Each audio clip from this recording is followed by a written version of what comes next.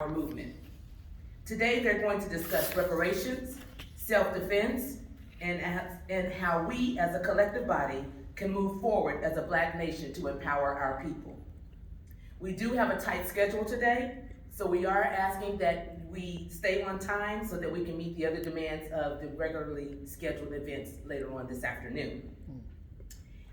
After each presenter, there will be a short question and answer session for each of you, and that will give you an opportunity to ask your questions individually or collectively to our panel. And at this moment, I would like to briefly introduce our most esteemed presenters for today. Brother Marlon J. Watson, President of the Freedmen Descendants of Chicago. Brother Walter Hawk Newsom, Chairman of Black Lives Matter of Greater New York. Dr. Malik Zulu Shabazz, Attorney General for the New Black Panther Party. Brother Dwayne Haggard, Chairman of the National Mahili Party. And Brother Babu Amawale, National Chairman of the Huey P. Newton Gun Club. Our first presenter is Brother Marlon J. Watson, President of the Freedmen Descendants of Chicago. He is a veteran of the U.S. Air Force, and to his credit, he is a prolific fighter in the American Descendants of Slaves movement. He is an avid advocate of police accountability, to which he was instrumental in helping to pass House Bill 158, where violence is finally considered a health crisis in the state of Illinois. This morning, Brother Watson will enlighten us on the topics of reparations for Black Americans in the 21st century, and will emphasize his focus on how to prepare the Black community in 2021 and beyond. I present to you Brother Marlon J. Watson, President of the Freedmen Descendants of Chicago. Let's welcome him to the podium. Thank you, sister. I appreciate that. Black power? Black power! Black power? Black power! I would mess with y'all for spreading all out, but it's Corona, so. And I was told I got 20 minutes. I got like a 2-hour lecture up here, so I'm gonna have to chop and screw this thing and see if I can get it in. But it's a pleasure being here. I appreciate Nick for inviting me, my brother. We see what you're doing, bro. You're ringing bells out there in Texas, man. It's an honor to know you, brother. So I really appreciate you. Sure. And all you beautiful Black people are looking fantastic. I see everything from the African garb to the military garb. I think I even seen some sisters with some red bottoms on out there. Y'all looking good. You guys are looking great. But it's a pleasure being here. My name is Marlon Watson, and the Vice President of the organization, Arthur Ward, is here up front here. And I'm just going to try to squeeze in what I got in the next 20 minutes. And we're going to talk about reparations for Black Americans. And as I talk about that, we drove from Chicago. And when we got to Oklahoma, we were staying in Owasso, Oklahoma. Yeah. And driving through Owasso, Oklahoma, and this goes into why we are owed reparations. Driving into Owasso, Oklahoma is a lot of just rural land, just rural country land, right? Just cows and old windmills and dilapidated trailers. And it's something that I think is common amongst all of us. When we drive through land like that, we generally call it what? We often put a word in front of it. Start with a K. Clan country, right? And as I'm driving, I'm thinking, all this beautiful land, all God's creation, and the first thing I think about is the Klan. The first thing I think about is trauma. Other people in America don't experience that. So when we talk about reparations, it's about economics, but it has a whole lot more to do than just economics. It's about trauma too. And so the concept or the conversation of reparations is not new. This is not a new conversation. But the problem is America is not listening. Okay, we've been talking about reparations since the first African was brought to America and enslaved on plantations. But America is not listening. America reminds me of the man who was married to a woman and he thought she was losing her hearing. he thought his wife was losing her hearing. You know, he would call her name, he would ask her questions, and she wouldn't respond.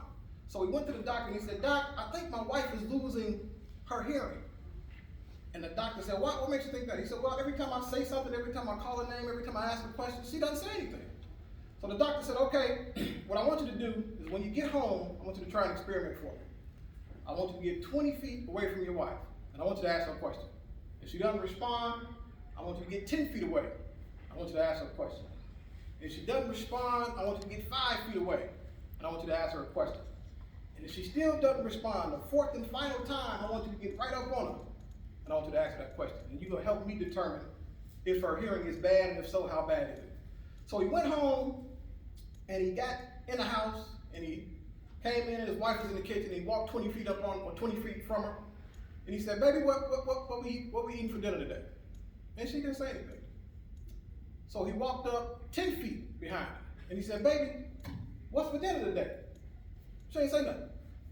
So he walked up 5 feet behind her and said, "Baby, what's for dinner today?" She didn't say anything. And the fourth and final time, he got right up on her and he said, "Baby, what's for dinner today?" And she said, for the fourth and final time, pork chops and rice. Y'all listening. He was the one that wanted to hear. He was the devil. And that's America. We've been talking about reparations since we've been here. And America is just not listening. And it's been a lot of hoopla going around online for the past few years that suggests the concept of lineage-based reparations is new. And lineage-based, we all know what lineage is, right? Everybody know what lineage is? We all know what race is, right? Black power, that's your race, right? But what's lineage? We don't know. All right? Well, let me help you out with lineage real quick. Does anybody here know who Bob Marley is? Yeah. Okay. What is Bob Marley in terms of lineage? Jamaican. He's Jamaican, right? Does anybody know who the Honorable Marcus Mosiah Garvey is? Yeah. Okay. Well, what is Marcus Mosiah Garvey? Jamaican. He's Jamaican.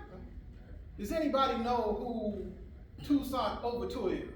Yeah. He's Haitian, right? Yeah. All right. Does anybody know who Nelson Mandela is? He's South African, right? Does anybody know who Martin Luther King is? What is he? Uh-oh. Now I hope y'all see what just happened. Y'all just gave Marcus Mosiah Garvey an ethnic home. You gave Nelson Mandela an ethnic home. You gave Toussaint Louverture an ethnic home.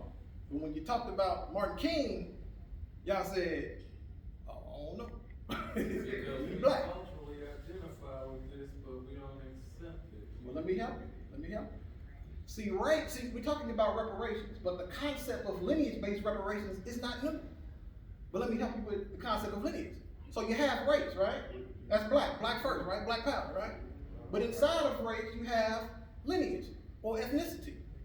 Race is like the block we all live on.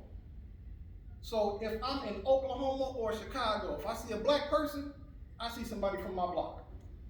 If I'm in China or Canada, if I see a black person, I see somebody from my block. Y'all with me? So if I see somebody black wherever I go, I see somebody from Black Street. That's my street, that's my block.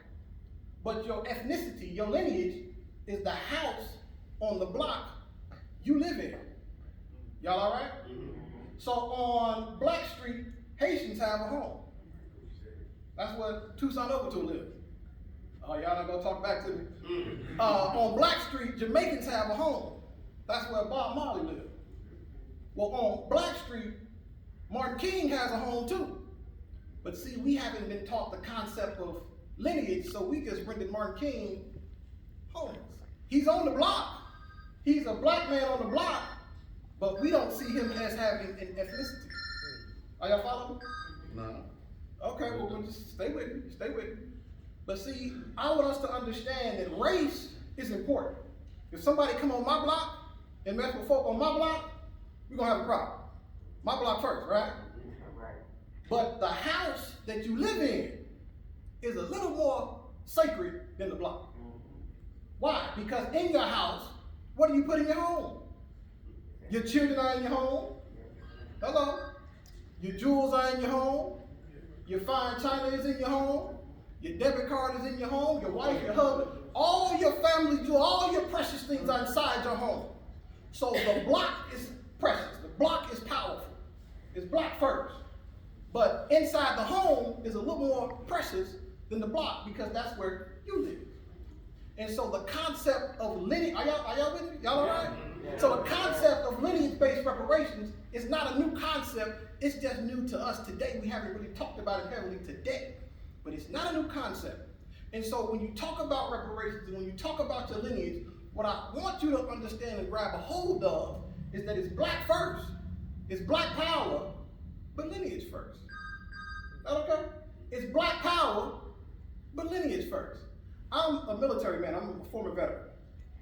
And in the military, they tell us, if you aren't watching the front gate, some of my military folk don't get this. If you ain't watching the front gate, you're a derelict of what? Duty. Right. Huh? I'm also somebody who reads the Bible. And I study religion in general. And the Bible talks about a person who is worse than an infidel. Y'all know who that person is? A person who can't provide for his own home first is worse than an infidel. So the concept of your lineage first is a universal concept. It's not new. And so there's been a lot of hoopla going on online over the past few years that will suggest people have created the concept of lineage-based reparations. But I want to suggest to you today that that's not the case. Since we've been here, reparations for our lineage has been a thing. For a Jamaican, reparations comes from who colonized Jamaica. For a Haitian, reparations come from who enslaved them in Haiti. For a Nigerian, reparations would come from who colonized and enslaved them in Nigeria. But there's been a whole lot of hoopla from folks who are suggesting that they made this concept up and it's new. But it's not new. If you go all the way back into history, in 1713, a sister named Belinda Royale was sold into slavery from Ghana as a child. And when she was sold into slavery, she was sold to a man with the last name Royale in the Commonwealth of Massachusetts. Well, she was enslaved from a child to 50 years. And after she figured out some kind of miraculous way to get her freedom, she was a freed woman, a freedman. She fled to Nova Scotia, Canada. And subsequent to that, she sued the Commonwealth of Massachusetts.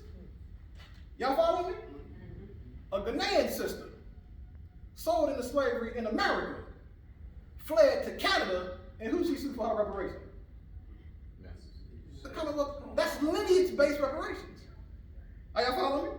If you go a little bit, if you fast forward a little bit further, if you go to the late 1800s, Sister Callie House. Y'all know Callie House, right? Y'all know Callie House? Sister Callie House, she was a reparations advocate. She was an activist. And Sister Callie House created a pamphlet called Freedmen's Pension Bill. And it was subtitled A Plea for American Freedmen. Y'all know who the American freedmen are? We don't have them. Y'all know who that is?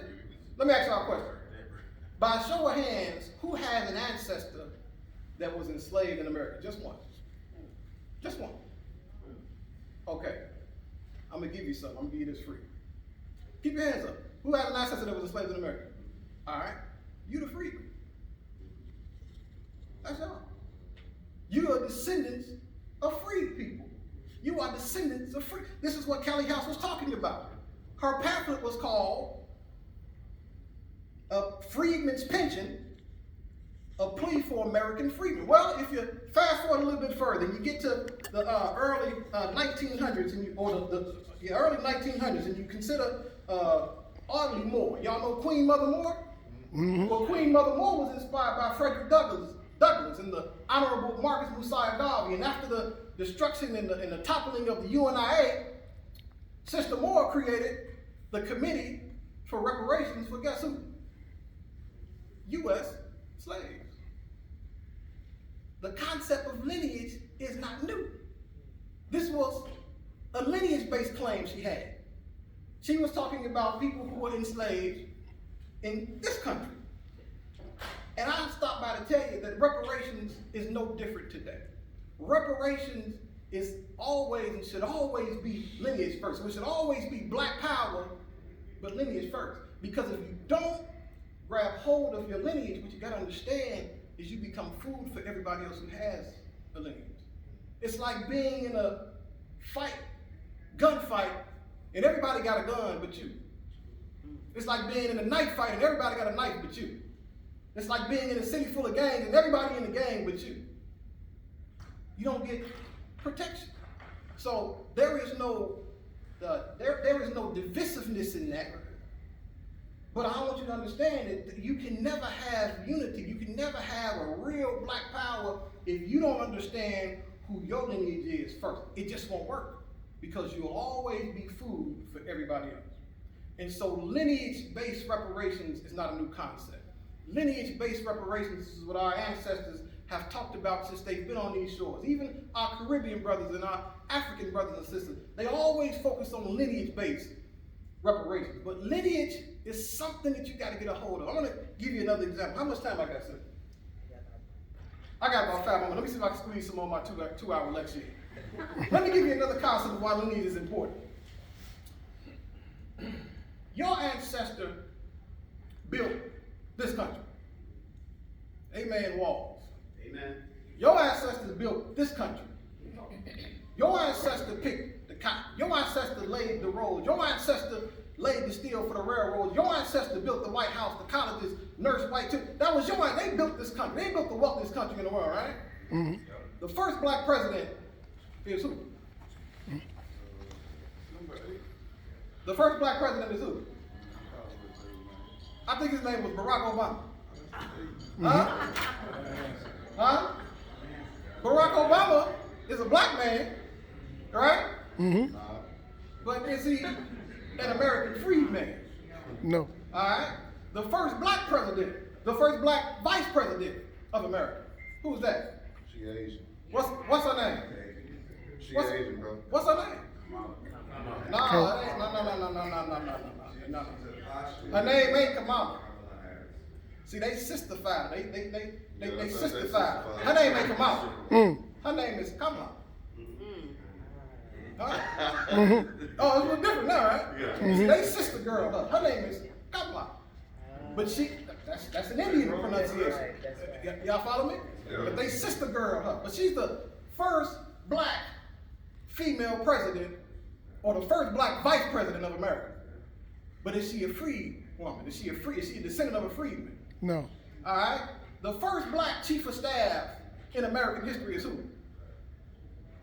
Colin Powell. Mm-hmm. I love Colin Powell. Great brother, right? But is he a descendant of American freedmen? No. He's a Caribbean brother. Mm-hmm. Huh? I could go on and on and on and on. See, the concept of lineage for us is missing. That's why when we have first, and that's why when things happen in a certain way, and other black people who are our brothers and sisters are able to advance in certain spaces, we don't understand it. That may be us not watching the game.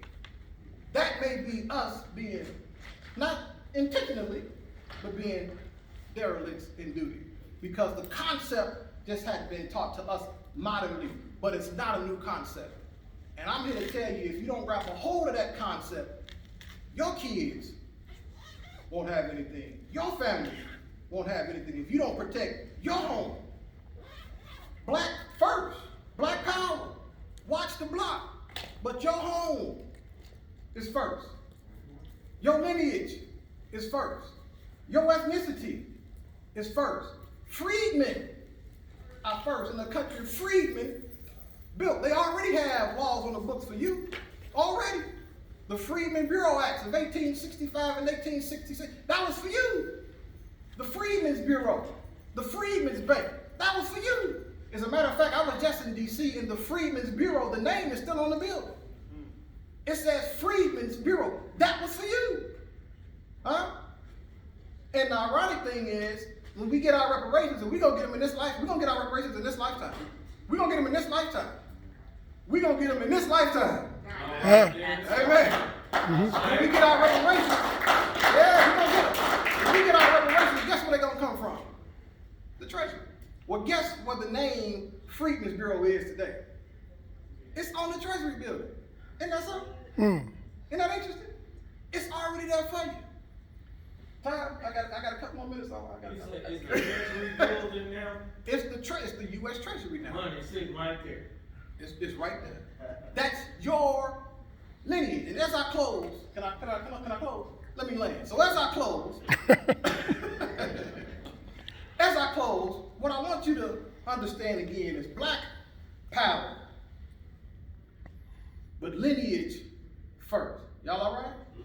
Black power, but lineage first. That's it.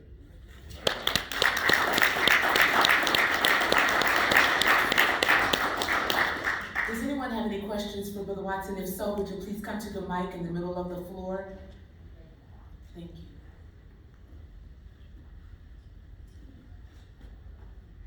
If you could just ask one question at a time, please, we appreciate it. Sure. May I give a statement? A brief one? Sir? May I give a brief statement? Yes. Okay.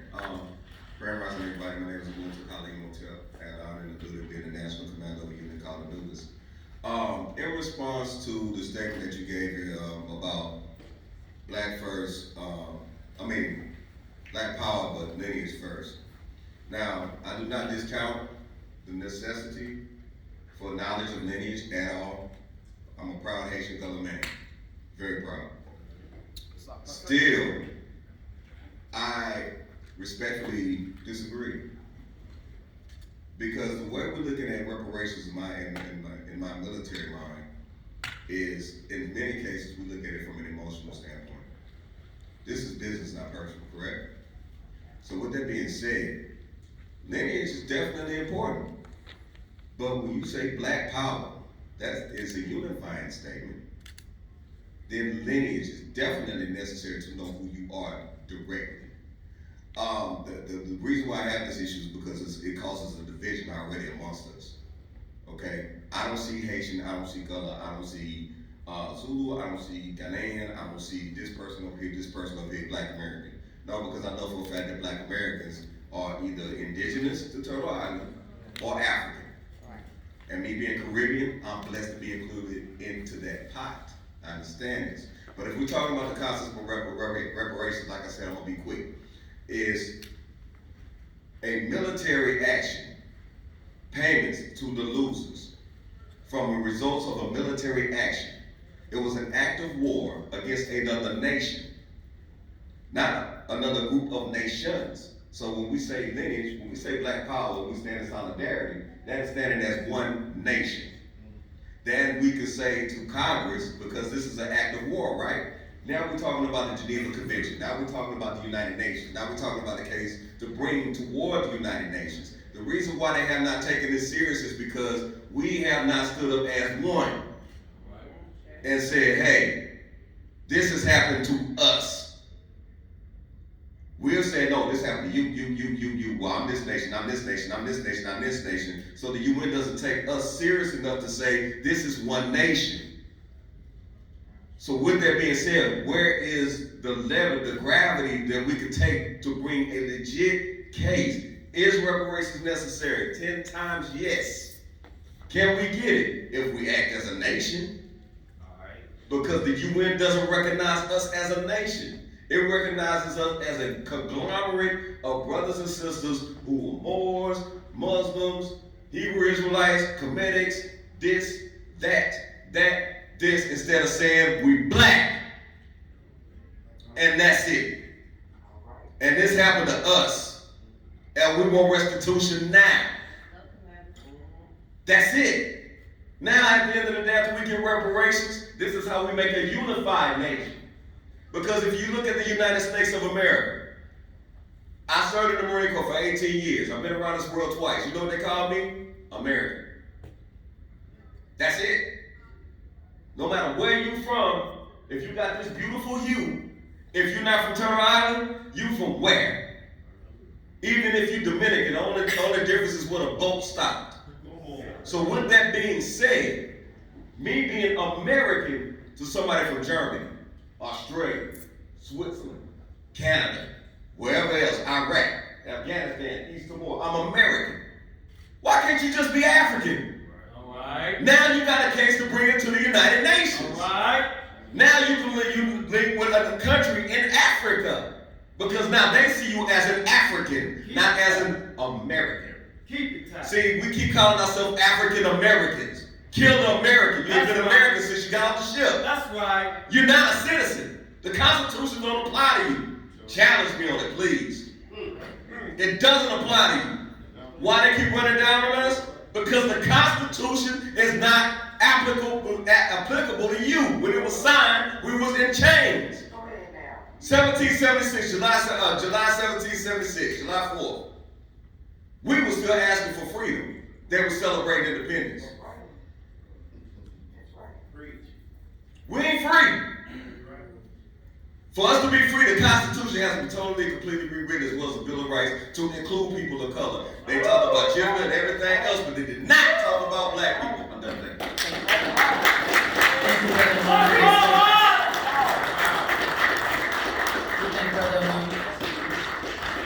Please, brother, tell us what your name is, where you're from. I'm Brother Malik, Brotherhood Movement, Fort Worth, Texas. What I didn't hear you speak of, you understand how the Freedom Act works, brother? That means that you have to purchase your freedom from your slave master. Secondly, I did not hear you talk about the Dred Scott case versus Stanford. I believe it was 1857. I did not hear you mention it. If you understand that case, hold on, brother.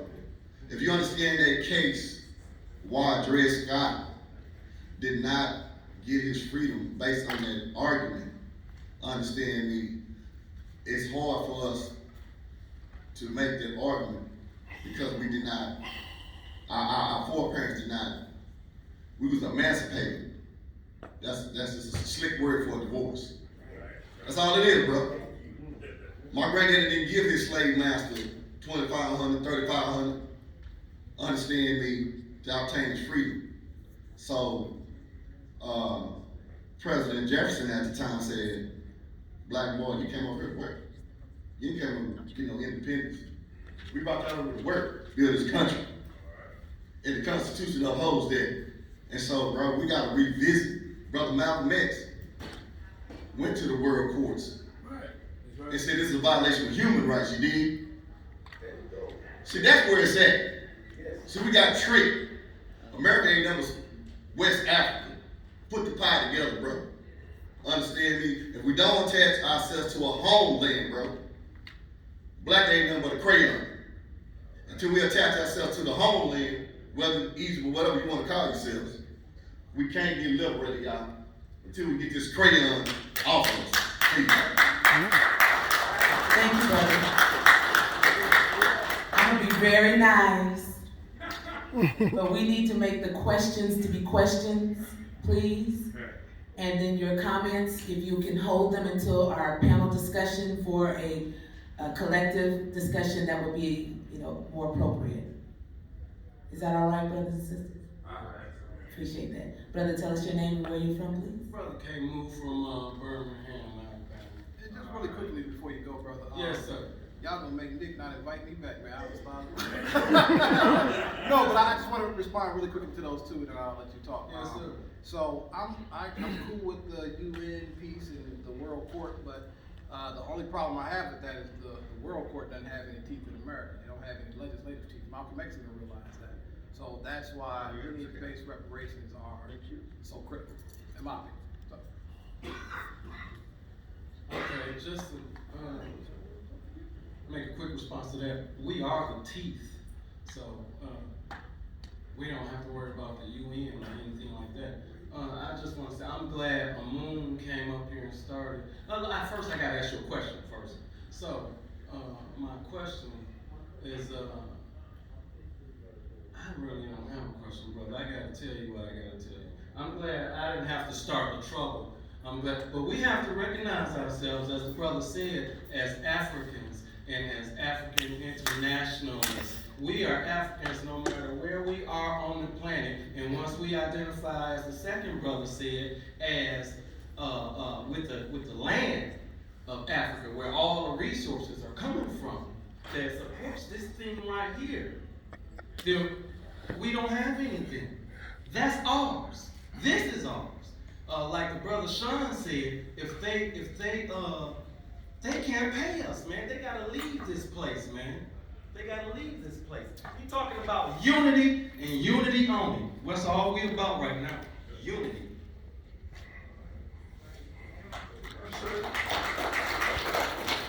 I got a couple questions. Tell us your name, brother, where you're from, please. I'm from Tucson, Arizona. My first question, and this is just pretty much to plant a seed. When we're discussing reparations, we're talking about what they're gonna give us, but nobody ever questions what they're gonna give up. And I feel like that's why this discussion has been lasting so long.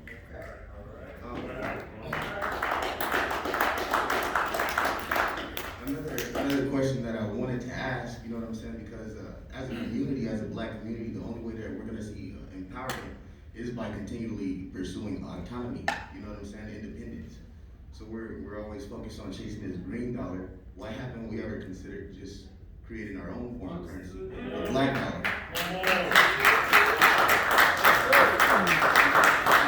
They can print as much money as they want out of thin air. We should have that same right, because if we spend $1 million, we're gonna be wanting some more reparations, right?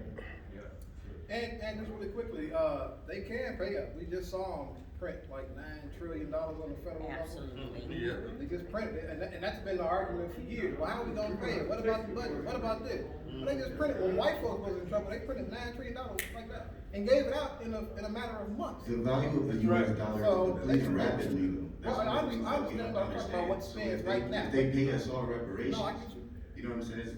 The value of the dollar is gonna be so much less, No, so we should no, probably no, just no. jump ship right now. No. They just printed $9 trillion, y'all. No inflation, no budget. You gotta understand, America is a sovereign currency creator. They can control for those kind of things. So they can do it. They can do it. We need material things, not no lightweight paper.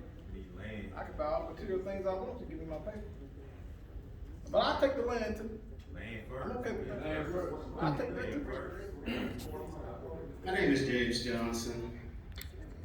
I've been a lifetime resident here in the city of Tulsa. 60 of my almost 62 years.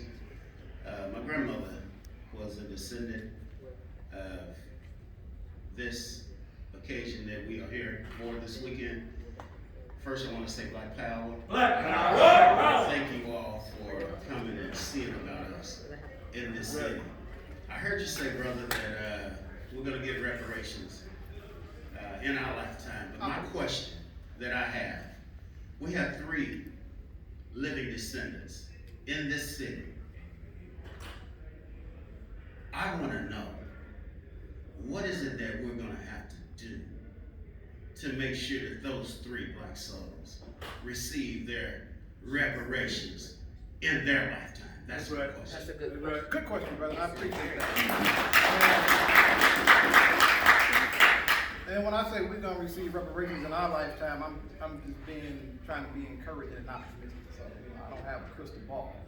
But I firmly believe that if we do a certain number of things and move in a certain way, we can force America to give us what they owe. I believe that. Force. I believe that. I believe that. And one of the ways, at least in my mind, is giving political consequence to politicians who hold the purse string.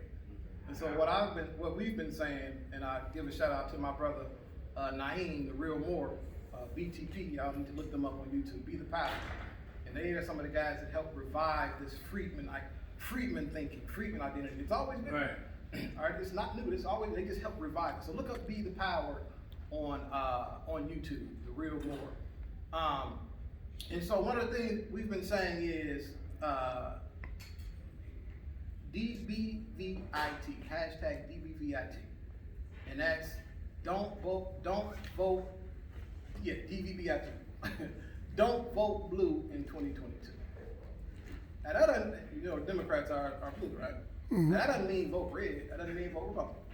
But that just means give Democrats a political consequence for not giving us what we want. Malcolm X was right in the 60s. We're the swing vote. Guess what? We still the swing vote. Guess what? A national politician can't get to office without the swing vote. They can't do it. So we marched all the past couple years after George Floyd, and every time somebody's harmed by the police, we march, and that's all well and good. But the Asians just got a hate crime bill passed, and they ain't marched one day. That's right. They ain't did one march, they ain't pulled one trigger, they ain't said nothing, they got a bill passed. So I think, and I could be wrong, I hope I'm not wrong, but I think we could have a more powerful effect. And we need to do the demonstrations and the marches, I'm with all that. But a political consequence is, if you don't have the political consequence, the rallying and demonstrating won't have much of an effect because it'll just be grandstanding. So they have to suffer consequences. In other words, if you don't give me what I want, lose. I mean, listen, I'm already on the bottom. I'm already the bottom of the country. I'm already shackled to the bottom. I can't get up. I'm already tied to the bottom. I don't have the wealth to get up in America. I don't have bootstraps to pull up. So I'm already losing. So if you want to win, Democrat or Republican or Independent, whoever, you have the ability to pass reparations with an executive order. Did you know the Emancipation Proclamation was an executive order? That's an executive order. They could sign that like that. So don't vote blue in 2022. If you want to win, give us what we want. If you want to lose, good luck. And if we get a critical mass of us to do that and do it loud, and there may be some local politicians I may vote for, some local politicians I know that are concerned about black people. But largely, don't vote blue in 2022. Start saying it now and say it loud and let them know we're gonna go to the polls to not vote blue. So to me, that's the outside of some insurrection of violence. That's how I see us potentially getting reparations for what we're owed. So. We have to leverage something. And if that be our lives, our blood, we gotta leverage something. Yeah, well, the vote is the leverage, and that's why I said outside of anything physical. You say national vote. Yeah, no, don't vote. I'm saying what you're saying to get somebody in on a national level. We are the swing vote. That's right. And that has been proven that they can get every manager, they can, what they call that thing they got? No, the thing that does the voting for the president, that we are blocked out of. You know, the electoral college. We got all these. Go ahead, baby. Thank you, brother. Thank you. And I'm really trying to be respectful of the time. And we do want to hear your comments, we really do, but we need to make them very, questions only at this time, if we could, please, just to stay on time. Okay. Let's thank Brother Watson for his comment and his presentation. Thank God. Yes. Black power. Black power. Continue to struggle with us, brother. Yes, sir. Yeah. Yes, sir. Our next presenter is Brother Walter Hawk Newsom, Chairman of Black Lives Matter of Greater New York. Brother Newsom is a consummate organizer and an American political activist in the forefront of the new civil rights movement. He is a graduate of Howard University School of Law, an attorney, and was paramount in helping to draft the Black Act, which was a modeled state and federal legislation designed to combat racism through reparations, changes to policing, education, and housing. This morning, Brother Newsom will discuss his group's efforts to reverse the effects of discriminatory policies that have long targeted disproportionately affected Black people in his community and across this nation. I present to you Brother Walter Hawk Newsom, Chairman of Black Lives Matter, Greater New York. Let's welcome him to the podium.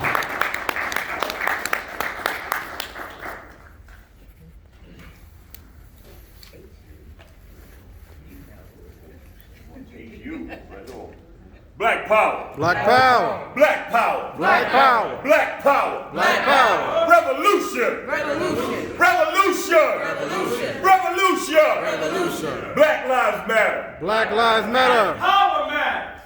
I figured it'd get a little weaker when I said that. Let's go. Some of y'all might have a problem with Black Lives Matter. Guess what? I do too. Okay? We gonna talk about it. We gonna talk about it. Imagine in 2014, 15, 16, you marching, shedding blood, getting arrested, fighting pigs in the name of Black Lives Matter, and then somebody turn around and tell you that the movement ain't about you, that it ain't about black men. How about you be down on the streets of Charlottesville going hand to hand with these racist crackers? In the streets of New York, going toe to toe with the NYPD, and then a bunch of motherfuckers tell you to step down. I say hell no. I say I'm bringing the blackness to Black Lives Matter. I say we represent the red, black, and green in that struggle. And we are the most effective organization in the Black Lives Matter movement. So you say, hey, what about Patrice and that $90 million?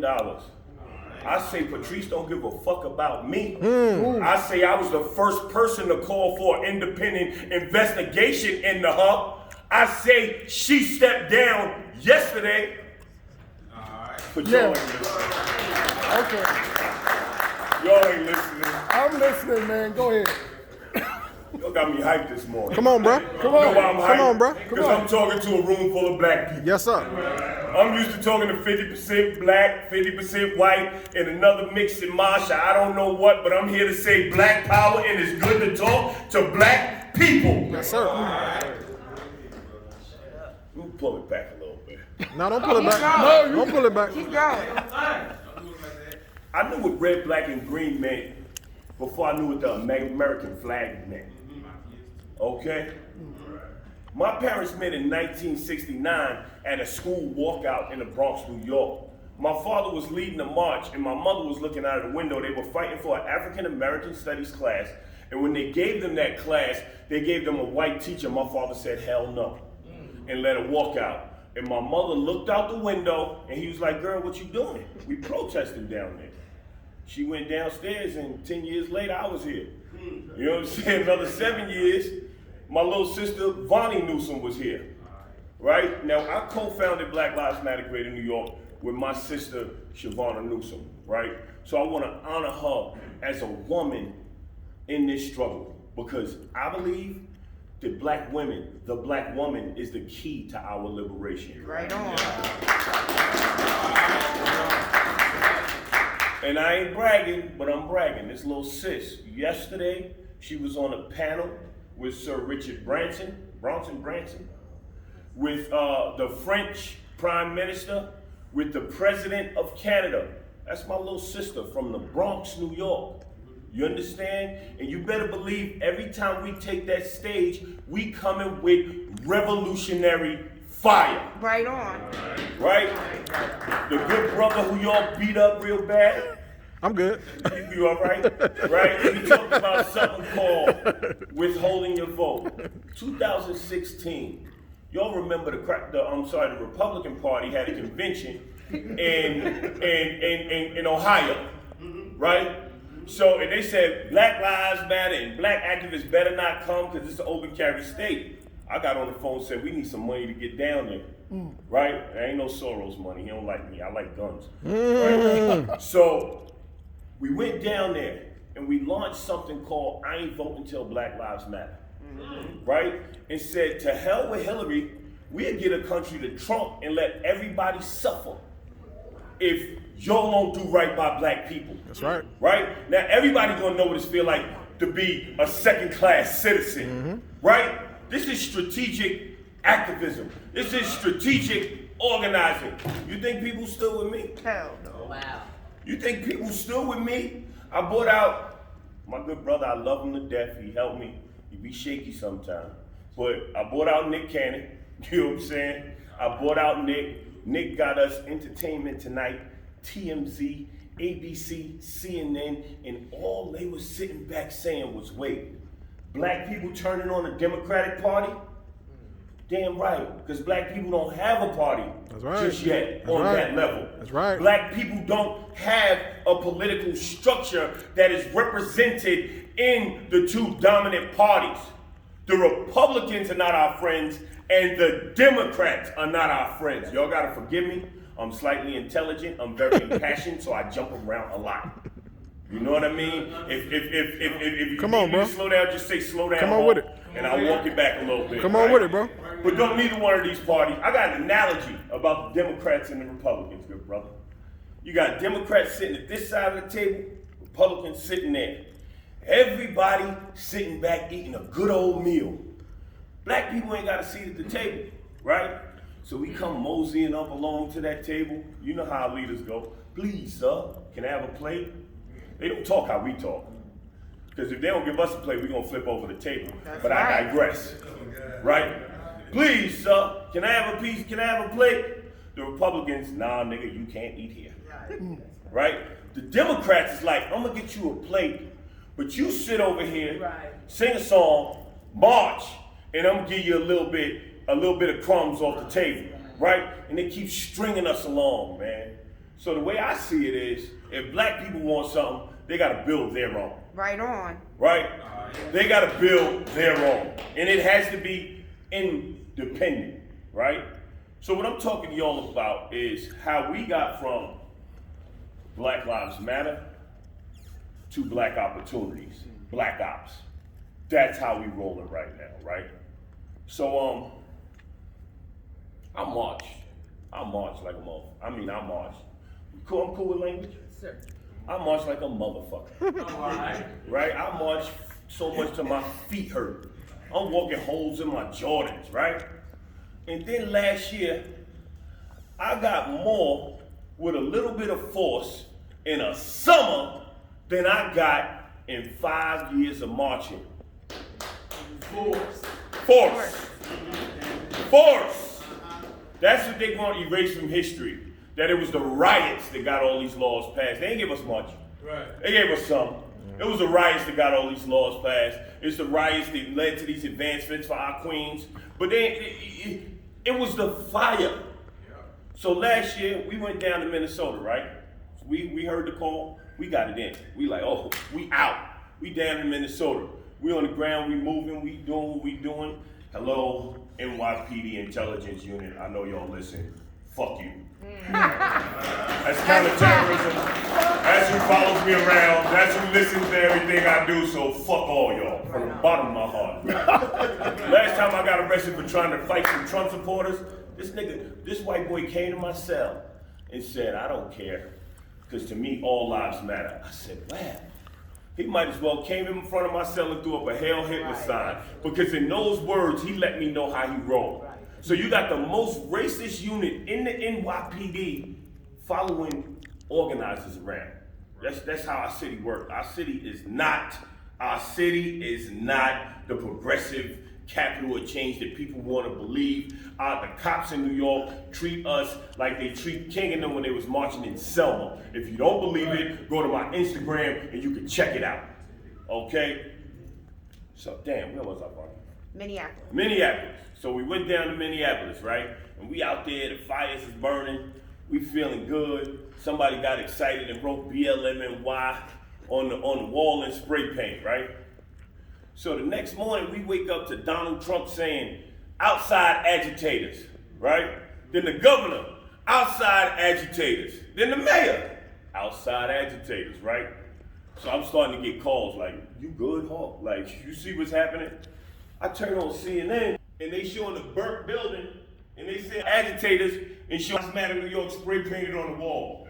I said, oh, y'all got that talking, right? And so we sat there and now we debate. We don't want to run scared, but like, we cautious. I got kids. I got 18, 19 years olds out there with me. I don't want them charged as terrorists. You know what I mean? At least not in no goddamn Minnesota. I want to get my team back home. And then the New York Times ran an article. Outside agitators. and I'm standing in front of the precinct like this, with Wells Fargo burning across the street. I said, we up out of here. Y'all saw heat? Y'all saw heat? Yeah. Don't get involved in nothing you can't walk away from in 30 seconds flat. We was out. we left Minnesota so fast. So we went into a think tank. In the system reference to Black Act, we came up with 24 pieces of legislation and then our legislative agenda. The Black Act, I just want y'all to understand how we roll, right? This young brother right here does augmented reality. He does tech. That young brother who started talking about our own currency, he been trying to get me on the crypto for a minute. My sister left a career to join this revolution. We have other people in law school, certified accountants. We have a school that we opened in the Bronx. A Montessori school for our little babies, ages 4 to 6. Right on. So this is how we move, right? So we came up with our piece of legislation, and y'all know Governor Cuomo, right? Governor Cuomo called me up, Hulk, how we gonna calm this down? What we gonna do? I'm not sharping. I'm not asking for a bag. All right? I'm not one of these tiptoe happy tappy Negroes. He like, Hulk, I'll put you on a commercial if you calm him down. Right? Like, come on, man. I'll be like Mike. I have my own commercial in New York. That's lit. Not for me, it ain't. Because I don't come up unless the people come up. I don't win unless the people win. Right? So we sent him our piece of legislation. We got about 5 passed. We got an independent prosecutor. We passed the Andrew Kearse Act. Andrew Kearse was a brother who died in the back of a cop car after saying, I need help 70 times in 17 minutes, right? Andrew Kearse Act, if a cop ignores your cries for medical attention, doesn't give it to you, he'll be faced with a felony. Special Prosecutor Andrew Kearse Act. Repeal 58. Repeal 58. We had, remember what I told y'all about New York? We had a law in New York that said, that allowed police officers, disciplinaries' history to be kept a secret. So the cop who killed Eric Garner, no matter what he did or how he beat black people up before, you'll never hear about it. That's it, brother. So what we did was we repealed that, and we got a few other laws passed. But that's how we negotiate, right? Right? City's on fire. Everybody, hold what we want to do. Here's what we want. Right? That's how we negotiate. Right. So we passed that. You know, I learned a lot of lessons about politics. I ain't running no candidate unless I know who they are, unless they fought with me in these streets, unless they trust me. Right. And you gotta understand the power that this Black Lives Matter movement brought to us, right? Because it puts me on the front page. When they call me and ask me about Cory Booker and Kamala Coon Harris, right? I can come on the front page of the Washington Post and say they ain't do nothing for black people. And they pro-police. And my sister could be on CNN saying we don't approve of her vice presidency because she's a top cop, right? It ain't about being in front of them cameras. It's about what you say when you're in front of them cameras. You understand? It's about carrying this revolutionary message to the masses with those cameras. I'll give y'all a perfect example. Y'all know Alexandria Ocasio-Cortez? Right? We was the first group in New York to endorse us. She came, I marched here, I marched there. She came out, marched all around the city with us, and as soon as she got in office, she turned on our black asses. Wow. You know what I'm saying? We shutting down highways to get the cop to kill Eric Garner fired from his job. We doing this, we doing that. We call her team. It's a white boy from the Midwest get on the phone. Well, Hawk, she doesn't want to come across as anti-cop. But her ass was anti-cop when she was trying to get elected. Right on. You understand? I ain't flawed. I don't always make the right decisions, but I learn. So it's not a loss. You understand? And that's why we run things the way we run things. So this transition to Black Ops came last summer. I don't know if y'all remember, I was on Martha McCallum on Fox News last year, right? And she's, you know, them Republicans, I love fighting with them Republicans. When Candace Owens, I taught her other little white supremacy Barbie, Tommy Loren, I decimated her. They cut half the goddamn show, and she still took us real L, right? So I'm on Martha McCallum, and I tell her, if America doesn't get us what we want, we will burn down this system and we will replace it. And you could take that literally or figuratively. These crackers went crazy, right? And the head cracker in charge, Donald Trump, addressed me personally from his Twitter and said, BLM New York leader is guilty of treason, sedition, and insurrection. You understand what I'm saying? When that started happening, I got 1,000, 2,000 death threats, right? I took my team out to the beach because we really needed to think for a week. You understand? And what we realized was sitting back, understanding how the riots changed everything, understanding how America was founded on a riot, which was the Boston Tea Party, right? Understanding how the 1960s, you didn't see 2 years go by without a riot, but they want to give all the credit to Dr. King, right? But it was those riots that led to the highest rates of black wealth accumulation. Right on. Right? Advancements in black employment, advancements in school. Those were the riots. Those were the uprising. That was the revolutionary tactics. So we sat back and we said, you know what? Black Lives Matter ain't it no more. It really ain't it no more. Because you're looking around at an organization with all these chapters, right? And can't nobody push a button and mobilize those chapters at one time, right? The only thing that mobilizes those chapters and those people is blood on the ground. I can't function like that. I can't function in disorder, right? And I for damn sure can't function walking around talking about peace, peace, peace all the time. Right on. Black power! Black power! Black power! So we went down there and got us some ARs. We went out to Texas, WIs. We went and got us some tactical training. We doing shit Navy SEALs do. From the biggest to the smallest. And that's what I'm telling y'all. We ain't like them other niggas. We ain't like them other niggas. We different. But what I'm telling y'all is this, right? It's a lot of young brothers and sisters that's lost in that we can extract and bring them here. Our method of doing that is through Black Ops. We have pillars, educating our people on our history, food, because the #1 killer of black people is what we put in our body. And I'm saying that as a 300-pound motherfucker, right? I'm getting right, right? Self-defense. Right on. Civics and law, right? We gotta get our people right. We gotta teach our people. So with Black Opportunities, we're looking for land in Texas to build a campus, right? I'm tired of community centers. We want to build a campus where our people can come and learn and train, right? Because what has been missing from the Black Lives Matter movement has been the community engagement. With all these bodies, now, I'm not marching no more. Instead of marching, go and buy some groceries and give it out in the hood. Last year during COVID, when everybody was locked down, we started a GoFundMe. Y'all stop playing with me, I don't get a lot of money. Sure think Black Lives Matter. They do not fuck with us on this money shit. Because they think we gonna buy some guns, and they right. You know what I'm saying? They right. You know what I'm saying? So Black Power. So we went and we raised $50,000. And in COVID, we handed out 250 bags of groceries every day, delivering them to COVID positive people, right? Delivering them to our people, 2 days worth of food. If you know us, our people, if you know how to make it stretch, you can make it stretch to 3 people. Last year we fed over 12,000 people, right?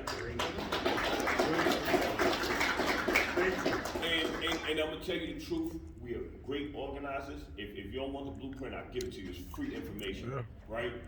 Food is the way that our people heart, because food is the way these politicians and these people manipulate our people. You understand? So we did that. Later in the deep freeze in Houston, we went out there, spread some money around the community, fed a couple thousand people, and we bought a trailer that is to be converted into an indoor farm, right? With the people in this room, and the states in this room, states represented in this room, We don't need a Salvation Army. We don't Right need on. a FEMA, and we don't need a Red Cross. All we need is each other. Right Our on. networks can take care of anything our communities encounter. This is just where we at. So if y'all want to look it up, you look up peace officers on Vice News, right? Because one thing we will be doing is we will be monitoring these pigs as they patrol our communities with our firearms, Right right? on. Because I got a trainer, y'all might know him, his name's Tactical Carl, right? And Tactical Carl, that's my guy, right? Tactical Carl said, when a hornet is on your nuts, you talk to that hornet real nice, right? Because that hornet got the power to bring you pain, right? So I know when we step out into those streets the way we need to, and when we press those cops the way we need to, they fall back, right? Now we need to start giving them more and more incentive into falling back. And I'll close with this. Everybody here knows somebody who got locked up because they got disrespected, right? Jails is full of people who were disrespected. But I'm not saying the people in this room, but people you might know will let a cop choke their mother, slap their kid, and shoot their dog, and don't do nothing, right? So how we gonna change that in our communities? How we gonna change that? Block by block, city by city, state by state. It's simply through organizing. We are not overpowered, we are not overfunded, we are simply out organized, and I'm down to organize with each and every one of y'all. Yes, sir. Thank you, and I greet you in the name of Black Jesus, not the white watered down Jesus they give us, but we respect all faiths, we roll with all faiths, and to the Haitian brother in the back, where you at? The Haitian brother, I got my Haitian right here. Y'all some powerful motherfuckers. I roll with y'all, I got your back. Black power, black unity. The time is now. Right on.